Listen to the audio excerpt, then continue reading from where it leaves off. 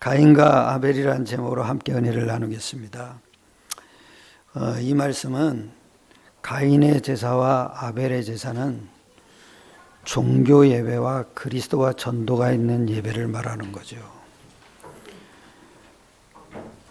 그 4절 5절 말씀대로 하나님이 받지 않으시는 예배와 받으시는 예배를 말하는 겁니다.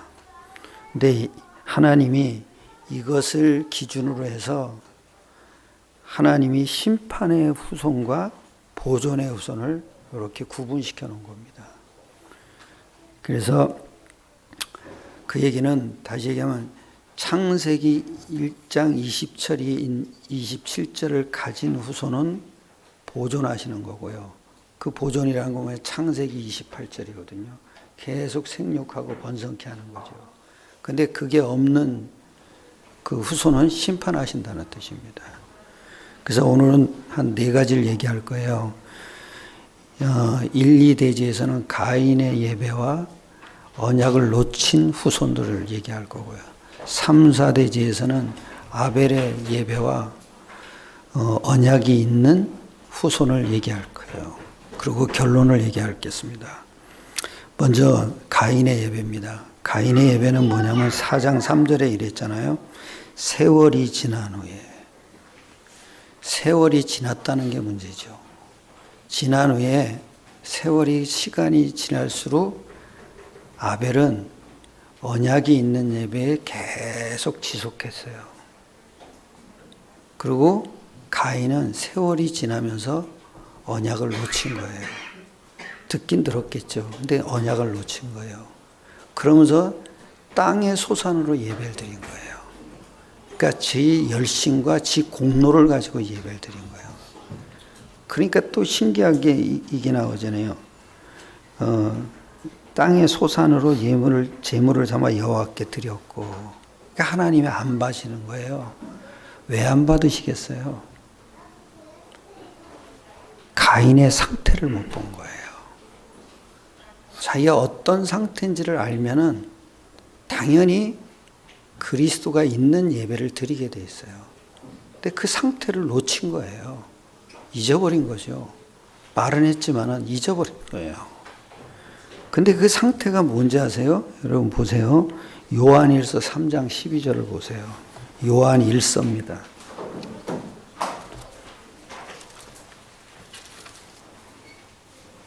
네, 3장 12절에 이러죠. 신약 성경 390면이에요. 3장 12절 같이 합독하겠습니다. 가인같이 하지 말라. 그는 악한 자에게 속하여 그 아우를 죽였으니 어떤 이유로 죽였느냐. 가기의 행위는 악하고 그의 아우의 행위는 의로움이라. 가인같이 하지 말래잖아요. 우리도 그럴 때가 있거든요.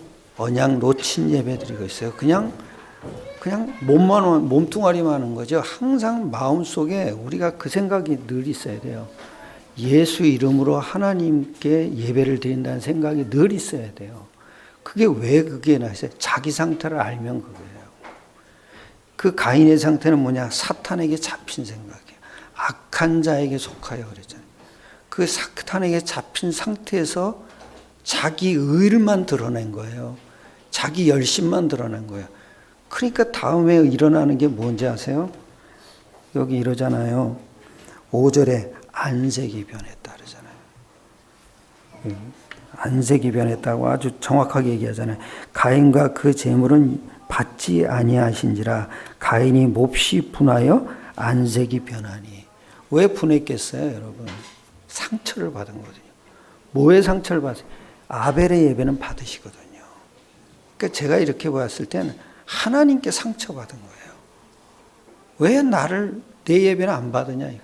지 상태를 모르는데, 사탄에게 잡혀 있는 상태를 모르는데 누가 받겠어요? 그 사탄에게 잡힌 상태에서 특징이 뭔지 아세요? 자기 것만 자꾸 드러내는 거예요. 그 바벨탑이 그거잖아요. 자기 것만 자꾸 드러내고 우리가 하늘에 닿도록 성을 쌓잖아요. 이 상태가 먼저 온 거예요. 그러니까 무너질 수밖에 없는 거예요. 안 받는 거죠. 어떻게 사탄에게 잡힌 예물을 하나님이 받겠어요? 우리도 그럴 수 있어요. 우리도 그리스도 놓치고 예배하면요, 자기 공로밖에 안 드러나요. 자기 열심, 자기 그 의밖에 드러나는 게 없어요. 그것밖에 없어요. 사람은 간단해요, 여러분. 그리스도 놓치죠? 그 얘기는 뭐예요? 자기 상태를 못 보는 거예요. 자기 상태를 못 보면 당연히 지 공로만 드러나는 거예요. 그러니까 상처를 받는 거예요. 어려울 거 없어요. 우리가 상처받으면 안 돼요. 그 상처를 왜 받습니까? 그 사람의 행위와 내 행위가 비교가 되니까 자꾸 상처가 오는 거예요. 속지 마시길 바랍니다. 그리고 진짜 중요한 거는 여러분 4장 7절이에요. 여기 또 이러잖아요. 네가 선을 행하면 어찌 낯을 들지 못하겠느냐. 선을 행치 아니하면 죄가 문에 뭐요? 엎드려. 죄에 잡힌 거예요. 그러니까 저주받는 거죠. 그리고 또 이래요. 11절 12절에 여기 이러잖아요. 땅이 그 입을 벌려 네 손에서부터 네 아우의 피를 받았은즉 네가 땅에서 저주를 받으리니 내가 밭을 갈아도 땅이 다시는 그 효력을 내게 주지 아니할 것이요 너는 그 땅에서 피하며 유리하는 자가 되라. 그냥 방랑하는 거예요. 계속 이게 가인의 후손들의 특징이 뭐죠? 다 돌아다니는 거예요. 다 돌아다녀요. 그러면서 문명을 발전시켜놔요. 왜냐? 죄를 감춰야 되니까.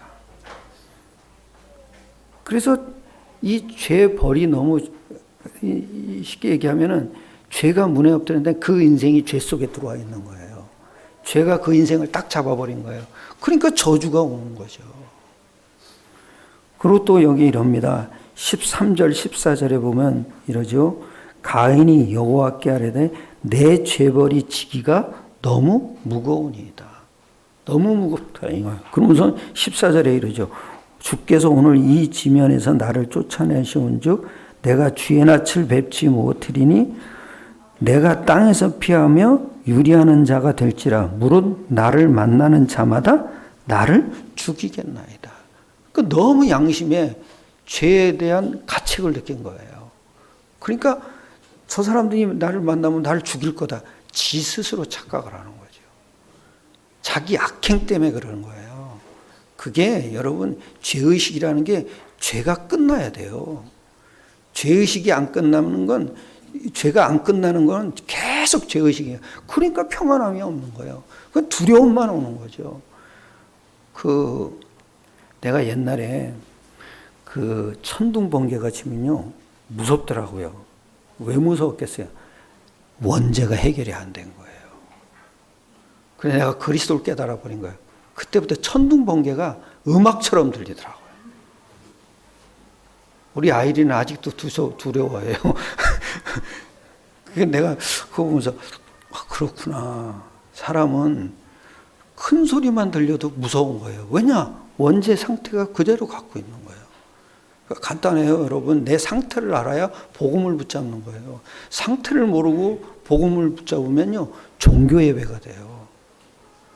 그거는 자기 상태와 상관없는 복음을 잡은 거예요. 그러니까 종교 예배죠. 종교 예배 하나님이 받지 않지 않습니까? 상태를 알고 복음을 잡는 게 굉장히 중요해요. 그런데 아주 또 신기하게 이러죠. 15절에 아주 이럽니다. 여호와께서 그에게 이르시되 그렇지 아니하다. 만나는 사람은 날 죽인다 그러는데 그렇지 아니하다. 그러면서 이래요. 가인을 죽인 자는 벌을 7배나 받으리라 하고 가인에게 표를 주사 그를 만나는 모든 사람에게서 죽임을 면하게 하시니라. 죽임을 면하게 하셨다. 더 중요한 경우에 표를 줬다. 이거 복음의 표라고 얘기하는 사람도 있는데, 아니, 쟤는 그거 아닌 것 같아요.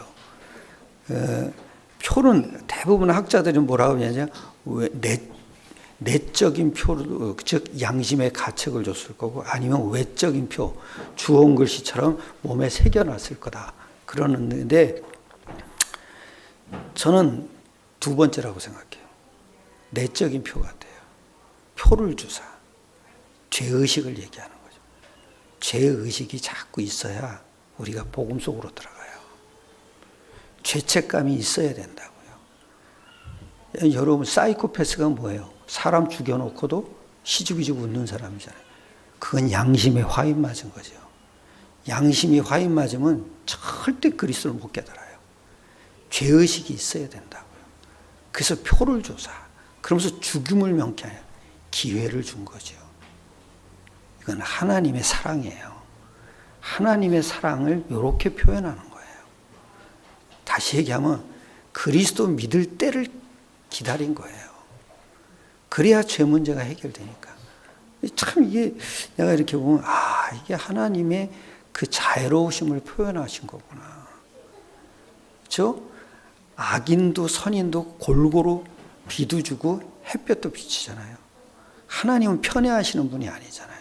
모든 게 공평하잖아요. 돈이 없는 사람에겐 마음이 넓게 해주던가, 아니면 돈이 없는 사람에겐 복음의 가치를 더 깨닫게 하던가. 그래서 공평한 거죠. 이게 그 표시예요. 그런데 이런 은혜를 줬는데도 가인은 또 뭐라 그러나 보세요. 17절이죠. 17절에 이래요. 4장 17절이에요. 오늘 읽은 거 말고요. 17절에 이러죠. 아내와 동침함에 그가 임신하여 에녹을 낳은지라. 이거는 하늘로 들림받은 에녹이 아니고 가인이 낳은 에녹이에요. 그러면서 가인이 성을 쌓고 그의 아들의 이름으로 성을 이름하여 에녹이라 하는 자, 에녹성을 쌓은 거죠. 왜 그랬겠어요? 죄의식을 감추려는 거죠. 참 이게 자기 육신을 위해서 성을 쌓는 거예요. 왜냐? 자기 상태를 못 보니까요. 인생은 간단합니다. 상태를 봐라요. 영적인 상태를 볼 줄 알아야 돼요. 왜? 영적인 존재니까요. 그걸 봐야 우리가 육신에 묶이지도 않아요. 계속 묶여가는 거예요, 이게. 그 증거가 뭐냐? 두 번째요. 언약을 놓친 후손이에요. 가인의 후손이에요. 4장 20절에 보면 이러죠. 아단은 야발을 낳았으니 그는 장막에 거주하며 가축을 치는 자의 조상이 되었고, 그게 무슨 얘기예요? 땅의 일을 삶을 사는 거예요. 땅의 일을 가지고 삶을 사는 거예요. 그걸 가지고 만족하는 거예요. 이게 에녹성에 사는 사람들의 모습이에요. 그리고 또 이래요. 21절에 이러죠. 21절에 이럽니다. 그의 아우의 이름은 유발이니 그는 수금과 퉁소를 잡는 모든 자의 조상이 되었고. 무슨 얘기죠? 땅의 즐거움으로 그 노래를 하잖아요. 즐겁잖아요. 어떤 그 박진영인가? 그 친구는 뭐라고 얘기하면 자기는 음악하는 것이 섹스하는 것보다 더 좋대요. 그런 사람도 있더라고요. 제가 볼 땐 뭐냐면 그 사람은 감수성에 잡힌 거예요. 똑같아요. 그래서 예수를 자꾸 발전시키는 거죠. 수금과 퉁수 잡는 자의 조상이에요. 그리고 22절엔 이래요. 실라는 두발 가인을 낳았으니 그는 구리와 쇠로 여러 가지 기구를 만드는 자요 두발 가인의 누이는 나아마였더라. 무슨 얘기죠? 공업을 발전시켜서 전쟁 무기를 만드는 거죠. 그대로 가는 거예요. 사람은. 죄 문제가 해결이 안 되면 싸워야 돼요. 남의 걸 뺏어야 돼요. 그 다음에 이제 또 여기래요. 23절과 24절을 같이 봅시다. 다 같이. 라멕이 아내들에게 이르되 아다와 실리여 내 목소리를 들어라. 라멕의 아내들이여 내 말을 들어라. 나의 상처로 말미암아 내가 사람을 죽였고 나의 상함으로 말미암아 소년을 죽였도다. 가인을 위하여는 벌이 700일진데 라멕을 위하여는 벌이 70일로다 하였더라. 무슨 얘기죠? 죄를 즐거워하는 거예요. 노래도 부르잖아요. 죄를 즐거워하는 노래예요. 세상 노래는 다 그것밖에 없어요. 그러잖아요. 다른 사람 사랑하는 거 보고 사랑이라고 그러잖아요. 죄거든요. 사랑한 게 죄예요. 죄라고요. 성경적으로 보면 죄예요. 왜요? 원죄가 해결 안 된 거예요. 사랑에 묶인 거예요. 그건 육신적인 사랑이에요. 영적인 사랑은 그리스도밖에 없어요. 그래야 우리가 묶이질 않는다고요. 계속 묶여가는 거예요. 가인을 위하는 벌이 7배일진데 라멕을 위하는 벌이 77배로다. 뻔뻔한 거죠. 완전 사이코패스예요, 이게. 그렇고 노래를 불러요. 어쩔 수 없다고요. 원죄가 해결이 안 되면 사이코패스로 갈 수밖에 없어요. 그러니까 진짜 중요한 건 가인이 벌을 7배를 받았잖아요. 가인을 죽인다면 벌을 7배를 받는다 그랬는데 라멕을까지 와가지고 벌이 77배로다 그러죠. 그게 뭐예요? 갈수록 더 심해지는 거예요. 이 영적인 문제라는 건 후대에 갈수록 더 배가가 돼요. 첫 때는 배가가 되지만 그 다음 배는 배가가 돼요. 그 다음 배는 배가. 이래요. 계속 흘러내려간다고. 갈수록 심각해지는 거예요. 영적 문제의 특징이에요. 갈수록 더 싸나워져요. 갈수록 더 심각하게 묶여가요. 그게 모든 영적 문제의 아주 중요한 특징이에요. 세 번째는 아벨의 예배를 말하겠어요.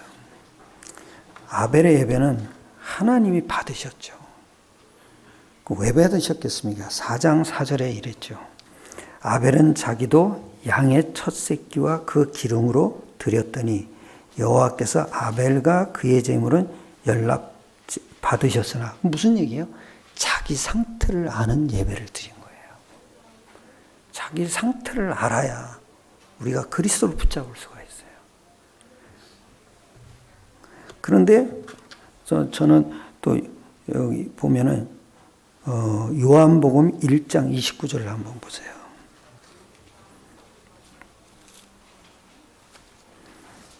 요한복음 1장 29절.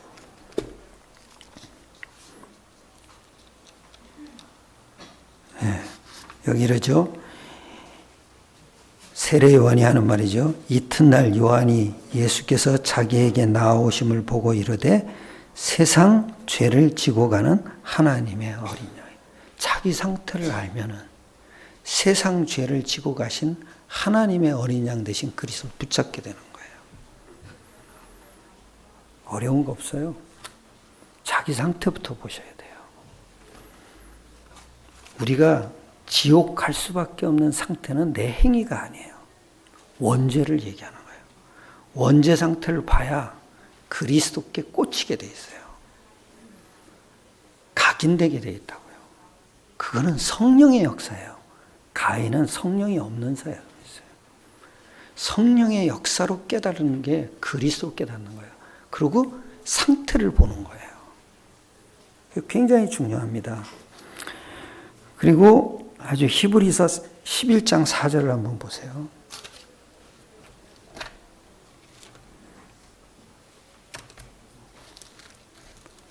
(11장 4절에) 이럽니다. 믿음으로 아벨은 가인보다 더 나은 제사를 하나님께 드림으로 의로운 자라 하시는 증거를 얻었으니 하나님이 그 예물에 대하여 증언하셨. 그러니까 양의 첫 새끼와 그 기름으로 드린 거죠. 그 예물이 하나님이 기뻐한다는 증거라는 거예요. 우리도 그 증거를 붙잡아야 돼요. 우리 박영희 권사님이 기도하셨잖아요. 증거가 없이 하나님을 기쁘시게 할 줄. 증거가 있어야 돼요. 그 증거가 뭐예요? 예수 그리스도 이름이에요. 그 이름 안에 그리스도 일이 일어나는 거예요.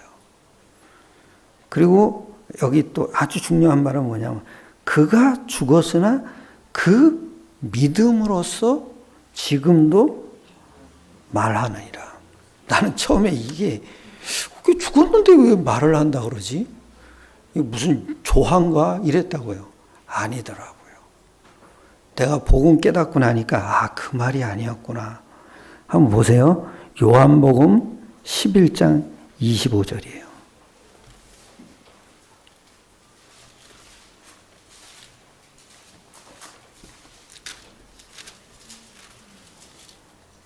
그 믿음으로써 지금도 말한다 그러잖아요. 그럼 아벨이 뭘 믿었냐 이거죠.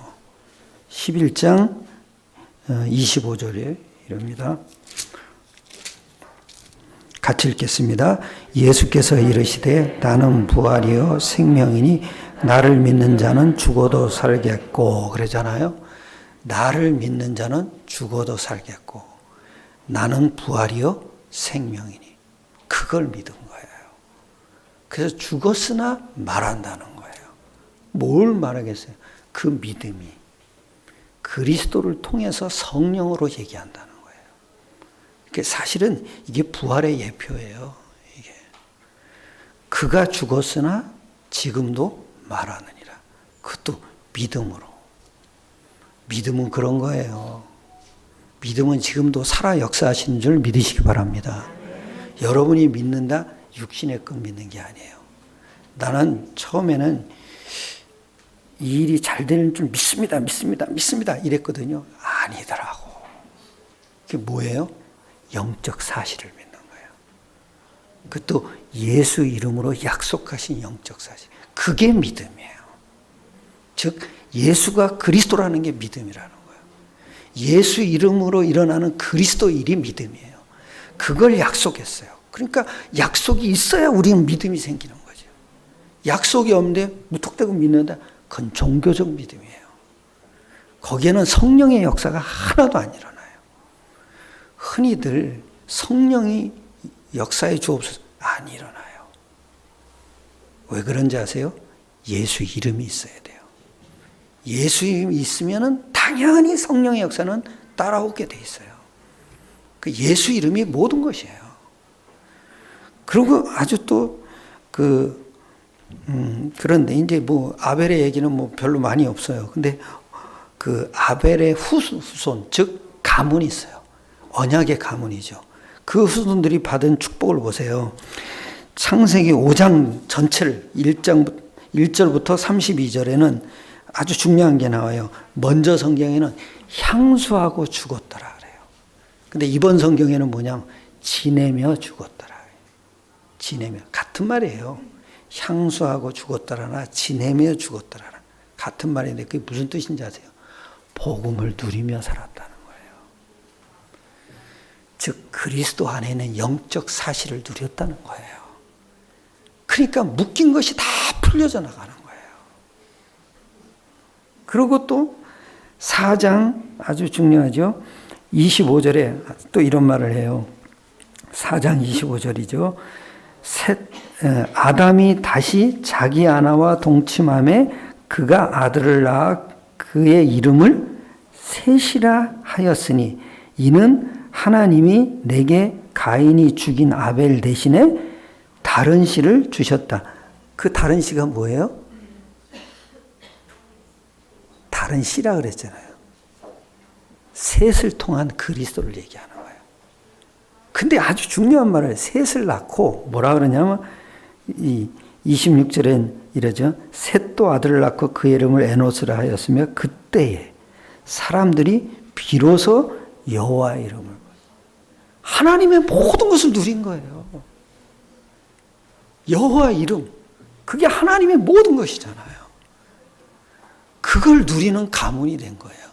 또 이게 또 신기한 게 뭐냐면 여기서 또 5장 21절과 25절에 보면 여기 이런 말이 나와요. 21절에 모두 에녹은 65세에 무드셀라를 낳았고, 또 25절에 무드셀라는 180세에 라멕을 낳았고. 자, 여러분 잘 보세요. 무드셀라가 969살을 산 거잖아요. 그러니까 이 언약의 가문한테 장수의 축복을 준 거예요. 이 무드셀라가 969세일 때 영원의 축복을 준 거예요. 영적으로 말하면 영원히 사는 축복이죠. 그런 축복을 준 거예요. 그것도 예수의 여호와의 이름 가지고. 참 우리가 그런 사람이에요. 믿습니까? 우리가 아무도 우리를 건드릴 수가 없어요. 우리는 예수 이름 하나로 모든 것을 다 정복하는 자예요. 모든 문제를 뛰어넘을 수가 있어요. 왜냐? 예수 이름에 무슨 문제가 있겠어요? 그죠? 그 이름을 생각할 때마다 모든 문제가 지나가져야 돼요. 그게 최고예요. 그게. 근데 이게 더 중요한 게 무드셀라. 이 언약의 가문 속에서 장수하는 축복. 영원의 삶을 사는 축복. 그리고 또 29절에도 이러죠. 라멕이 이제 아들을 낳죠. 이름을 노아라 하여 이르되 여호와께서 땅을 저주하심으로 수고롭게 일하는 우리를 이 아들이 안위하리라. 노아라는 이름 자체가 안위예요. 안위. 우리에게 안식의 평안함을 준 거예요. 그것도요, 예수 이름으로. 늘 안식할 수 있는 비밀을 준 거예요. 문제가 왔다고 상관하지 마세요. 우리가 진짜 예수 이름 부르면요, 안식함이 주어지는 거예요. 평강이 주어진다고. 그게 뭐예요? 흑암이 무너지는 거죠. 그래야 우리가 평강이 오죠. 흑암이 무너진 사람의 특징이 뭐세요? 걱정이 없어요. 걱정거리가 생겼다가도 지나가요. 그냥 놔두면 지나가요. 그리고 흑암이 무너진 사람의 특징이 뭐냐면 평안해요. 기복이 없어요. 늘 잔잔해요. 제가 요즘 그렇더라고요. 늘 잔잔해요. 아무 걱정거리가 없어요. 뭐 큰일? 그것도 아니에요. 큰일처럼 보이지만 변장된 축복이에요. 신기하더라고요. 아, 나에게 이런 축복이 왔구나. 이상해요. 세상 일을 봐도 그전에는 그렇게 흥분하고 그랬는데 잔잔해요. 뭐? 아이고, 무슨 부정선거? 말도 안 되는 소리. 세상이 그런 거잖아요. 그냥 치고받는 거예요. 잔잔해요. 나는 잔잔하더라. 남은 어떻든지 나는 잔잔하더라. 그걸 보고 평안해. 그게 특징이라. 걱정거리 없어요. 여러분도 두려워하지 마시기를 축원합니다. 두려움 없어요. 예수 이름이면 다예요. 근데 예수 이름 가지고 뭘 생각해야 됩니까? 하늘과 땅의 모든 권세를 생각하면 돼요. 그게 우리에게 약속된 거예요. 그래서 우리는 약속이 없으면 힘 빠지는 거예요. 약속이 있기 때문에 우리가 힘나는 거예요. 약속이 있기 때문에 미래가 기다려지는 거예요. 왜냐? 약속을 이루시게 되어 있거든요. 그래서 기도도 약속 잡는 거예요. 그래야만 우리 기도가 성취가 되는 거예요. 우리가 약속 잡았잖아요. 성전 건축에 대한 약속. 윤 목사님이 지난주 메시지를 들으니까 그런 얘기 하시더라고요. 코로나 때문에 시간이 많다고. 그래가지고 하버드 뭐 1%의 비밀을 그 책을 봤다고. 그러시면서 뭐냐면 마돈나 얘기를 하더라고요. 마돈나가 노래를 불렀대요. 심사위원들한테 노래를 불렀더니 당신은 노래하지 말라 그랬대요. 그랬더니 나도 그거 한번 사보려고 그러는데 그랬더니 뭐냐면 자기 신세를 노래했대요. 나는 성폭행 당한 것뿐이지 내 잘못이 아니야. 그 노래를 해가지고 몇 조를 끌어모았대요. 그래서 내가 돈 버는 것도 간단하구나. 그죠? 내 신세를 노래하면 되잖아요. 라멕은 죄를 노래한 거잖아요. 그래서 돈 벌었다니까요. 부자가 됐다니까요. 그러면 세상 사는 거구나. 근데 저는 잔잔하더라고요. 그것도 흥분이 안 돼요. 잔잔해요. 그러고서 또 한 말씀 하시더라고요. 뭐냐면 코로나 때문에 시간도 많지만 교인들이 안 온대요. 그러니까 헌금이 줄어든대요. 근데 예원교회는 헌금을 더 많이 한대요. 글쎄 그것도 참 좋아하다 그랬어요. 또 뭐 하나님 계획이 있겠죠. 헌금 줄어드는 건 맞는 것 같아요. 어떤 내가 시간이 남아서 대청호 벚꽃놀이를 갔다 왔거든요. 지금은 다 졌지만 갔더니 어느 식당에 들어갔어요. 그랬더니 옆에서 하는 얘기가 뭐라 그러냐면 교회도 기업이야 그러더라고요. 코로나 때문에 사람 안 오지? 운영비가 안 나와 이러더라고요. 그렇지. 우리는 교회가 조그마니까 상관이 없지만 큰 교회들은 그럴 거예요. 온라인으로 다 예배드리니까 아니 헌금이 안 거치죠. 우리는 또 온라인으로 헌금하라고 그러니까 또 많이도 하시고 그러더라고요. 또 어떤 분은 또 500씩 하고 그러더라고요. 그래서 내가 참 감사하다 이렇게 했죠. 그게 결국은 뭐겠어요? 세계복음화라는 사인이구나. 그거밖에 없죠. 결론입니다. 성경은 사람 얘기하는 것 같죠? 아니에요. 두 영적 사실을 얘기하는 거예요. 그걸 사람을 들어서 표현하는 거죠. 그럼 두 영적 사실이 뭐겠어요? 창세기 1장을 보세요. 1장 1절로 3절입니다. 1절에 이러죠.